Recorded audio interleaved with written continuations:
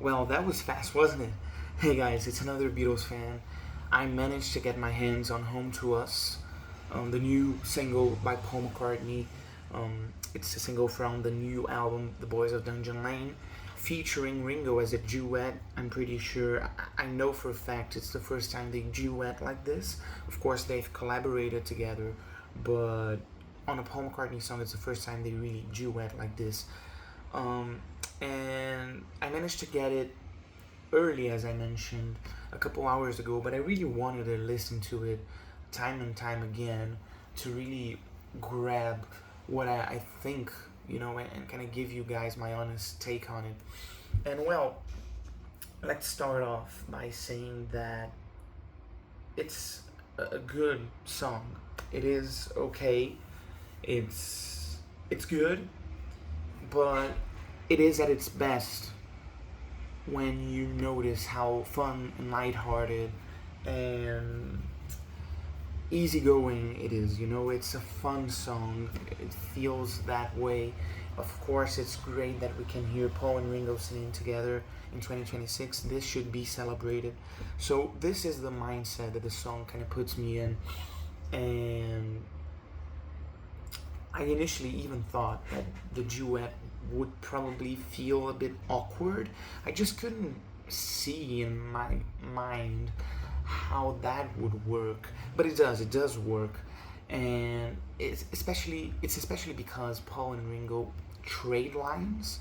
It's not a sort of duet like Paul and Michael's on "The Girl Is Mine," where they are playing two different characters.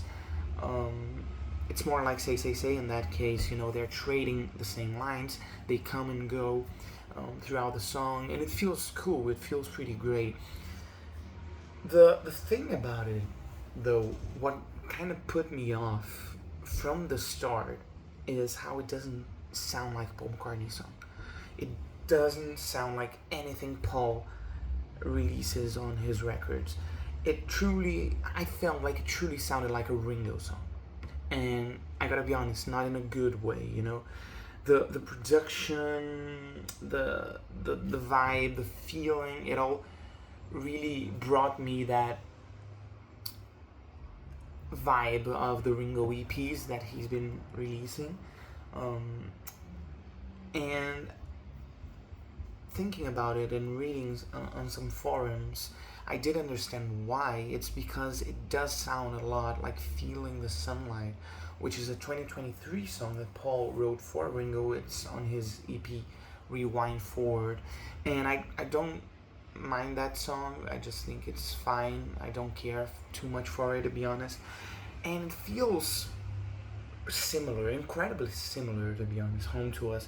I think as a song, Home to Us is stronger. The production is better, the instrumentation is better, but it has the same feeling, the same vibe as Feeling the Sunlight. So take that as you may. It's not my cup of tea, but again, it is a really fun one. Being more specific about the arrangements, there is the case of the intro riff. I believe most of you have heard it by now. Um, it repeats throughout the song, and to me, that it's the weakest part of the song. I don't like that riff.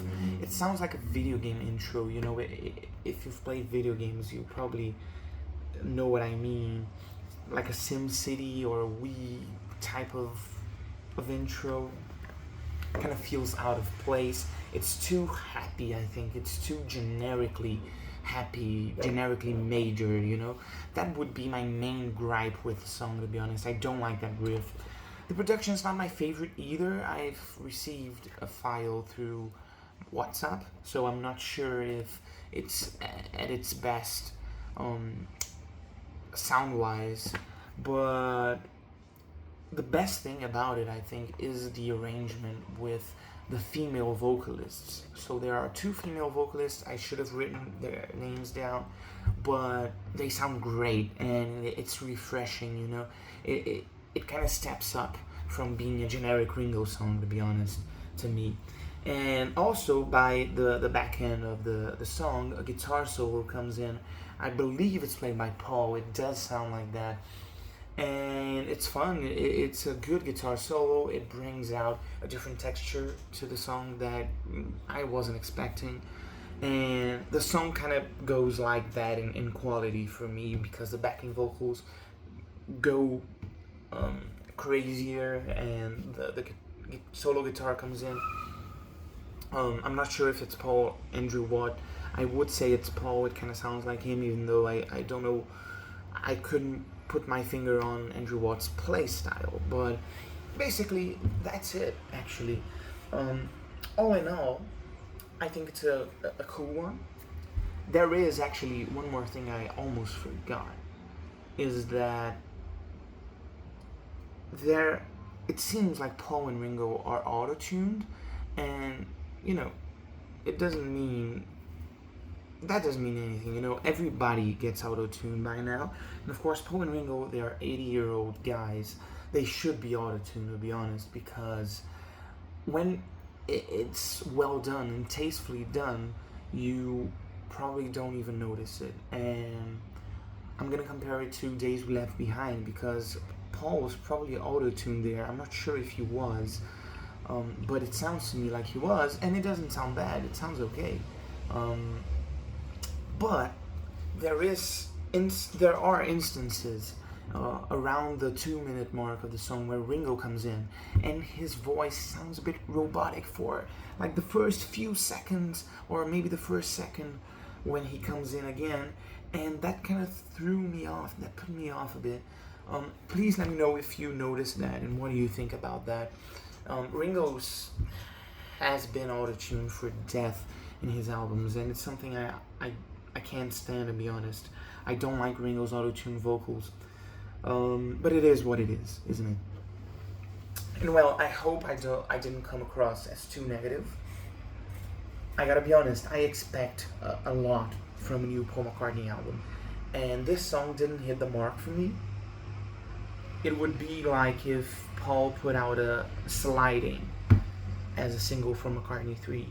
It's probably my least favorite song on the record, and don't get me wrong, it's a cool song, I like it, but it doesn't blow me away the way I want Paul to blow me away, and I know he can, just like with Days We Left Behind. So I'll end this with a happy note. The happy note is that the album's coming. I'm super excited. I like the song. I've listened to it like 10 times in a row before recording it, and I liked it. I think it was pretty fun. Even though it's kind of forgettable if you think about it.